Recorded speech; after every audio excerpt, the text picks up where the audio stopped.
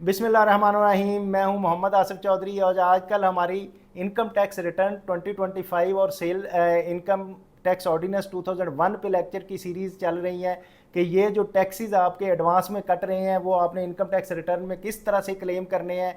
इसमें आज बहुत ही इंपॉर्टेंट टॉपिक है 236G। ये कौन सा है कि जो advance tax on the sale to the distributor dealer and wholesaler, जो मैन्युफैक्चरर है, मैन्युफैक्चरर जो सेल करता है अपनी और वो करता है डिस्ट्रीब्यूटर को, होलसेलर को या अपने किसी एजेंट को, डीलर को, तो वो उसका टैक्स काटेगा। और टैक्स किस रेशो से काटेगा उसका, अगर तो वो फर्टिलाइज़र का डिस्ट्रीब्यूटर डीलर है उसका 0.7% काटा जाएगा, अगर बाकी और किसी चीज़ का है तो 0.1% काटा जाएगा। और अगर फर्टिलाइज़र का वो डीलर है और वो जो डीलर डिस्ट्रीब्यूटर जो है वो सेल्स टैक्स में रजिस्टर्ड है तो फिर उसका 0.2% टैक्स काटा जाएगा। तो ये है आजकल इसका बड़ा इश्यूज़ भी चल रहे हैं और लोग जो हैं कह रहे हैं जी वो टैक्स कटवाएं, लोग अपना फाइलर का दे नहीं रहे। अगर फाइलर के ये रेट हैं, नॉन फाइलर होगा तो वो इससे बढ़ जाते हैं, वो इसके आलमोस्ट 2 to 3% टाइम्स हो जाते हैं, बल्कि ज़्यादा हो जाते हैं, 2% हो जाते हैं। अगर अगला बंदा एक्टिव टैक्स पेयर लिस्ट में नहीं है तो उससे 2% काटा जाता है।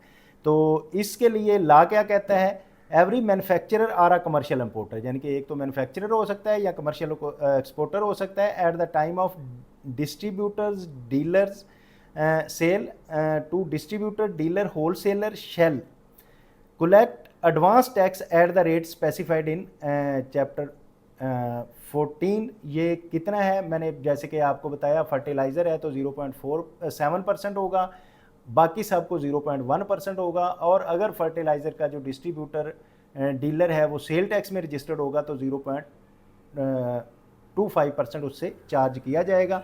From the aforesaid person to whom such sale has been made, जिनसे सेल की गई है उनका ये विद हेल्ड टैक्स करना है और गवर्नमेंट को जमा करवा के उसका चलान उनको दे देना है।